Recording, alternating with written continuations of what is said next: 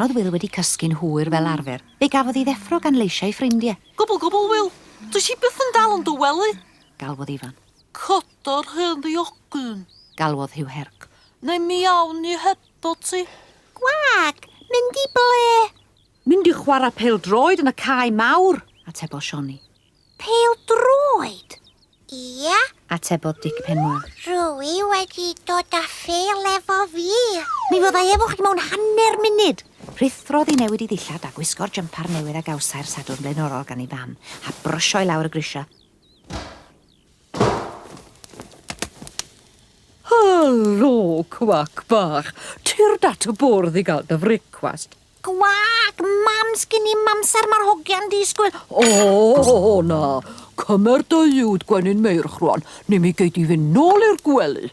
Gwag, o'r gora. Cododd Will y fowlen at ei geg a...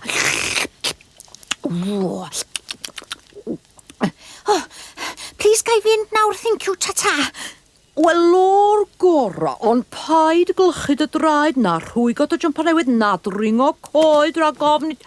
Ond roedd Will wedi'r rhedeg allan drwy'r drws.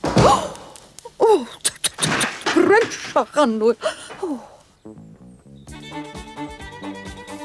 Bu o ddim yn hir cyn dal yr hogiau ac fe ddechreuon nhw gael gêm, un yn y gôl a'r lleill yn cymryd i troi seithi, ar ôl i bawb dynnu y siwmper a'i gosod ar ben i gilydd i wneud y pysg.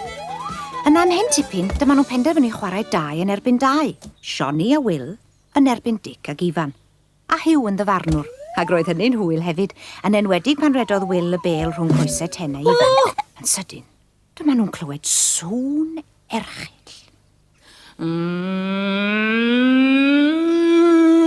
Malwod mawr! Tarw! Gweiddodd Sionny. O, help! Gwbl! Gwag, ben awn ni. A dyma Will yn gweiddi. Rhedwch i'r clawdd bawb. Ac fe neidiodd pawb i ganol y draen ar Mieru Pigog. Pawb ond Will. Roedd yn tain cerdded i gyfeiriad y tarw. Wel, mi safodd y tarw'n stond wrth weld Will yn gwneud peth mor hirt, ac yna mi riodd. A'r rhithro amdano.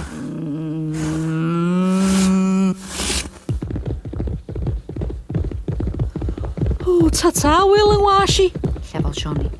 Ta-ta, Will anwyl. Llefodd Dic Penmoel a'r lleill, ac yna. Hwrre, gobl go dda, Will. Wrth weld Will yn sponcio'r bêl i wyneb y tarw a'r hedeg yn isel rhwng ei goesau, yna gyda naid a sbonc i mewn a fo i ganol y draen at y lleill. Chwarae teg i ti, Will, gobl. Ac yna, O!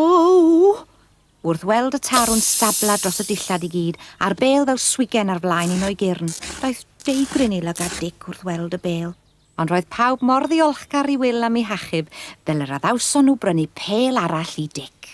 Bu rhaid i Will adael i Martha plu chwythig dynnu'r draen allan. Ond nath hi ddim rhoi pryd o dafod iddo am ddifetha'r jwmpar, nag am fynd i'r draen, pan glywodd hi fel yr oedd ddo wedi achub i ffrindiau. Ac mi gafodd blatiad o deisen prygenwair yn y gwely ganddi'r noson honno yn wobr. Gwag,